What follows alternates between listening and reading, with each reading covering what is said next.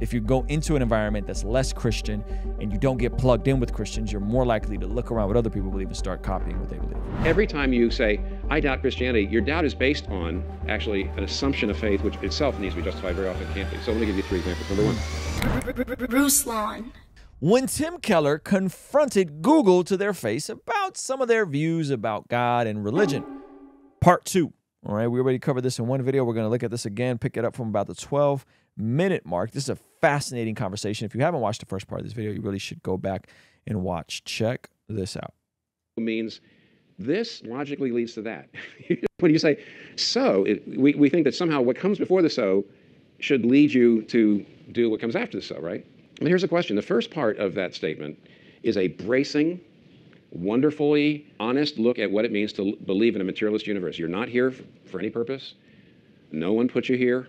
You came up through evolution, red in tooth and claw, you know, the strong eating the weak. Your ancestors you're only here because your ancestors killed weaker organisms. And in the end, eventually, you're going to die, then the sun is going to die, then civilization will die. And in the end, whether you're a genocidal maniac or whether you're an altruist and philanthropist will make no difference in the end. There won't be anybody around to remember anything that anyone's ever done. So in the end, nothing you do will matter, right? Therefore, he says, love one another. I mean, it doesn't make a lot of sense when you're considering the paradigm and then the prescription of said paradigm. If that's really the paradigm that people are coming from, why would anybody need to love anybody? It would just be all about self-preservation and getting yours, right? It's incoherent and inconsistent when you remove God from the equation. See, here's the question. If that's the case, the nature of the universe, why should I love other people? If my ancestor got here by destroying and eating the weaker organisms, why should I now suddenly become unselfish? And the answer is, if you want to believe in humanistic values, I'm glad, by the way. I am really glad. The more people that believe in humanistic values, I think the better the world will be. But it doesn't follow from your view of the universe at all. It's a huge leap of faith, unbelievable leap of faith. It doesn't take huge faith to go from the Hindu view of the universe to humanistic values, or from the Christian view of the universe to humanistic values. But it does from the materialistic, the secular view to humanistic values. You can believe them, but don't tell me that that's not a leap of faith. And he's building this on the idea that every worldview, not just religious ones, are built on a combination of faith, feelings, and reason. Enormous leap of faith. And you know who's going to tell you? Nietzsche. Friedrich Nietzsche is going to say, and this is what he did say, and he argued incredibly, I would say, in an incredibly convincing way. He would say, if you say, I'm an atheist, and then you say, but we should not starve the poor, and we should treat everybody as with and honor their equal rights, he says, you're still a Christian, whether you admit it or not. Because he says, those ideas came historically into the Western society when people believed in the Christian understanding of the universe, that you're here for a purpose, and you're made by a loving God, and you're made in the image of God, and all human beings are children of God. He says, those values made sense when we believed the Christian view of the universe, but we don't believe that anymore, and therefore, if you hold on to those values, you're actually being a Christian and a very, very inconsistent person. Holy moly. Friedrich Nietzsche is dropping gems. If you believe in all these values, you're still a Christian. You're just a very inconsistent person. Wow. Even though you won't admit it. And I don't think you can answer Nietzsche. So now here's where we are. Fundamentally, there are no irreligious people. At one level, absolutely everybody has a set of beliefs, including secular people, and irreligious people have a set of beliefs about the universe that A, you can't prove empirically, B, are not self-evident to most of the rest of the world. See, even if you can't prove something, sometimes you can say, but everybody knows that. Well, you can't say that about any particular set of beliefs about the universe. So in other words, you can't prove them. If you're a secular person, your beliefs you can't prove. B, your beliefs are not self-evident to most people in the world. And C, as I'm going to show you here in a second, is your beliefs have as many contradictions and problems that attend to them as any religious faith does. So what does that mean? Does that mean, there's no way to know the truth? No, no, no, no. See, I'm trying to say, everybody gets to their position. Religious people and irreligious people get to their beliefs, because in the end, what you hold is a belief, by a combination of reason and intuition. So for example, how do you use your reason to come to a conclusion? One is you look at the logical consistency of your beliefs. That's using reason. Another thing you asked, do the things I believe fit in with what's out there in the world? Does it fit in with what I see happening in the world? That's using reason. But then there's also a part, frankly, everybody to some degree or other also uses their emotions when it comes to believing what they believe. And they also look socially. They say, I see other people who have these beliefs. Right. And how's that affecting their life? Right. So basically, that's why all my buddies that moved to New York, or a lot of folks I know that moved to New York, not all, but folks who moved to New York, and don't get plugged into a church right away end up deconverting their faith. They're more likely to convert it. Why? Because they're looking at socially what's going on, versus people that I know that are born and raised in New York and go to church their whole life tend to be more anchored in their faith. If you go into an environment that's less Christian and you don't get plugged in with Christians, you're more likely to look around what other people believe and start copying what they believe. The way any particular set of beliefs comes to make sense to you is for emotional, cultural, and rational reasons. It has to make sense to you emotionally. It has to make sense to you socially, culturally. You see how the belief fleshes out in the lives of other people. And then thirdly, it does have to be logically consistent, and there does need to be rational reasons too. And so everybody uses those three things to get to their beliefs. Now, what I do in the rest of this book, and the other book's already been mentioned, The Reason for God, is I lay out mainly in this book the emotional and cultural reasons why Christianity tends to make sense to a lot of people. Mm-hmm. And then at the very end, I start going into the rational reasons, the more traditional kind of arguments for God and Christianity. But I start it, but on the other hand, I finish it, you might say, in The Reason for God. So if somebody asks me, what's the relationship of making sense of God to Reason for God? They say, is making sense of God a sequel to Reason for God? I say, no, it's a prequel. Interesting. Because basically, the way we get there is we use our emotions, we use our relationships, and we use our reason to decide what we think about the universe. Now, what I'm going to do in only 6-7 minutes, I guess, is I'm going to actually tell you what I say in these other books as the emotional and social and rational reasons why Christianity does come to make sense to a lot of people. But I'm actually going to do it as a series of assertions.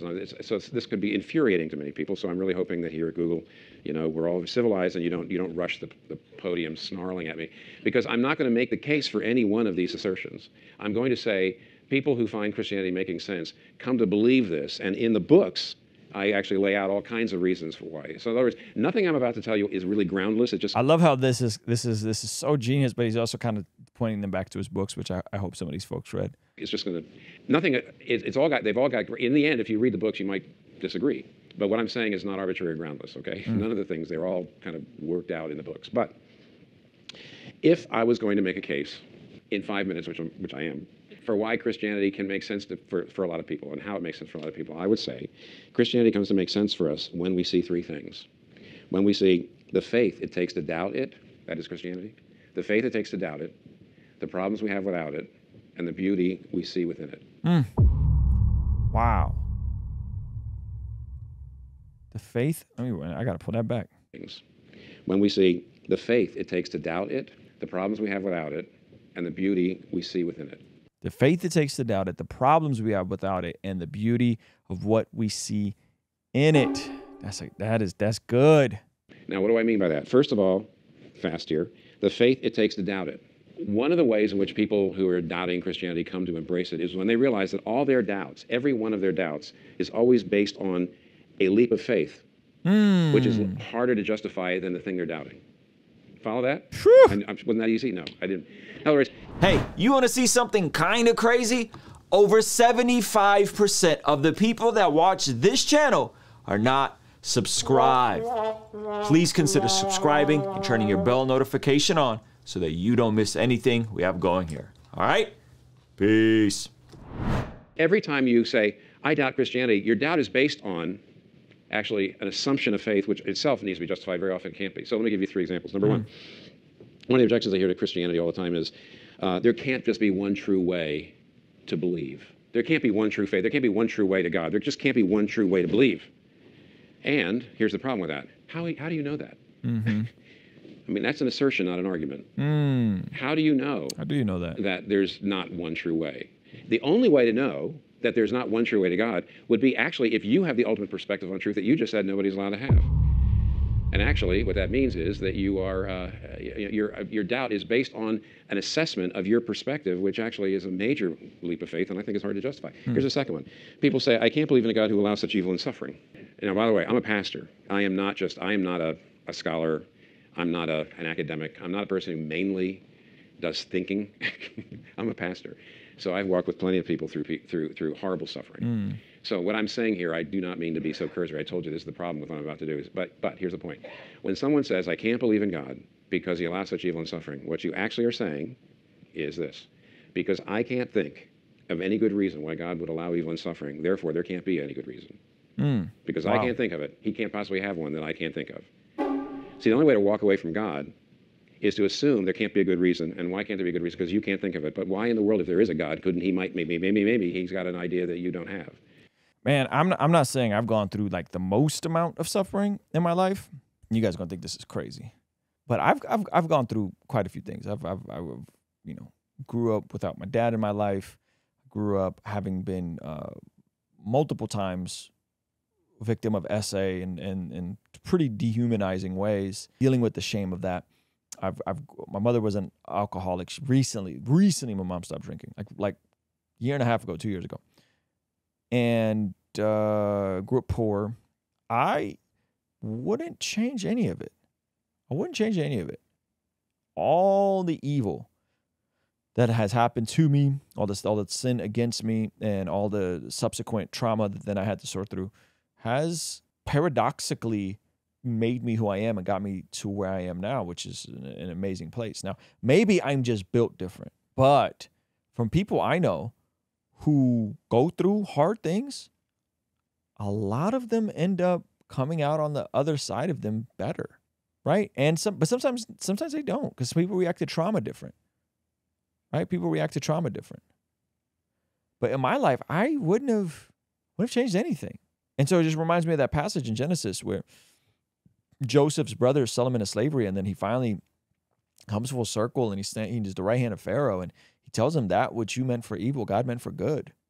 You know? And by the way, you know, recently I lost a friend, young guy, early mid-20s, lost someone, you know, that was I would say a friend, and lived in a studio, and you know, we lost him to cancer. Didn't make any sense, right? When I was 19, my best friend was 20, passed away. So I've like seen like suffering up close. I've seen people struggle, but generally, I believe that if God can use it for good in my life on this side of eternity, I believe that there's a greater point to it. I don't know it. I'm gonna have a lot of questions when I get to heaven, but I don't know. That's how I've always seen it. And you see, ancient people, philosophers have pointed out that ancient people, though they struggled with evil and suffering, never thought evil and suffering was a reason not to believe in God. You know why? Because they were humbler about the human reason. We are not so humble. We have an assumption that we have the powers of exhaustive surveillance, that we should be able to look at the universe, and if we can't think of anything, I mean, our ancestors would never have been this arrogant. Because we can't think of any good reasons for evil and suffering, therefore there can't be any. So you see, you're actually assuming something. You have a doubt, but it's based on a faith in yourself, which is, you know, how justifiable is it? Here we give you one more. There are lots and lots and lots of objections to various parts of the Bible. And you need to realize that virtually all the objections you might have to things the Bible teaches are based on high faith in your culture and the superiority of your culture. So, for example, years ago, not too long ago, I once talked about Christianity to a Chinese graduate student, brilliant young man. Was in Britain when I was at the time. And you know what? He had no problem with the idea that God would send people to hell. No problem at all. Because he says, I'm not a Westerner. And I said, the idea that God might have the authority to send people to hell doesn't bother me. He said, I have no problem with that exercise of authority. But he says, what I can't accept is this. The individualistic nature of Christian salvation means that if I believe in Jesus Christ, I would not be with my ancestors. And I don't want to believe anything that would separate me from my ancestors. Now, my guess is the average Manhattan young professional that's not the main problem they have with the Bible. Okay, I talked to a Middle Eastern intellectual over there. And what she believed, interestingly enough, was she says, I have no problem with the idea that God would send people to hell. No problem at all. You know, if there is a God, why couldn't he do that? He created us. Doesn't he own us? Why? What the, you know? But then, she said, but she cannot accept what the Bible says about forgiveness. This idea that we are obligated to forgive no matter what the other person has done, that we have to forgive. And you know, even though most young Manhattanites don't think about the difficulty of that, generally speaking, that's another reason why it's probably not the average New Yorker's problem with the Bible that it talks about forgiveness too much. Right. However, the average New Yorker is going to say, I just can't accept a God who would send people to hell. You know why? Because at that moment, what you're saying is my cultural location is superior to theirs. Woo! My culture is absolutely right. Wow. And it's never going to change. You know, for all you know, 100 years from now, your great-grandchildren will think that your approach to things is stupid. In fact, inevitably, they will, by the way. If the record of your political views is somehow preserved, your great-grandchildren would think you are horrible. And yet on the basis of your cultural location, which you're kind of absolutizing, on the basis of your historical moment, which you're kind of absolutizing, you're going to throw the whole Bible over. See, every doubt of the Bible is based on incredible faith in something else which is really hard to justify. Wow. Faith that takes to doubt it. Do you see that? That's virtually always, Christianity starts to make sense when you begin to see what incredible faith it takes to doubt it. Secondly, the problems you have without it. Now, I'm really going to... Wow, that's good, man. Because if you really think about the objections that people in the West have, they are very Western, first world type of paradigms around these topics, you know, that are just different, you know. And maybe because I'm an immigrant, I've never really had an issue with the hell part, and I've also seen evil firsthand, up close. To be fast, but here's the point: there are emotional, cultural, and rational problems with not believing in God. Now, here I'm kind of going at secularism, and of course you do have to weigh Christianity, other religions, and secularism, but I don't have time for that, unless you want to ask me about it. But here's the problems.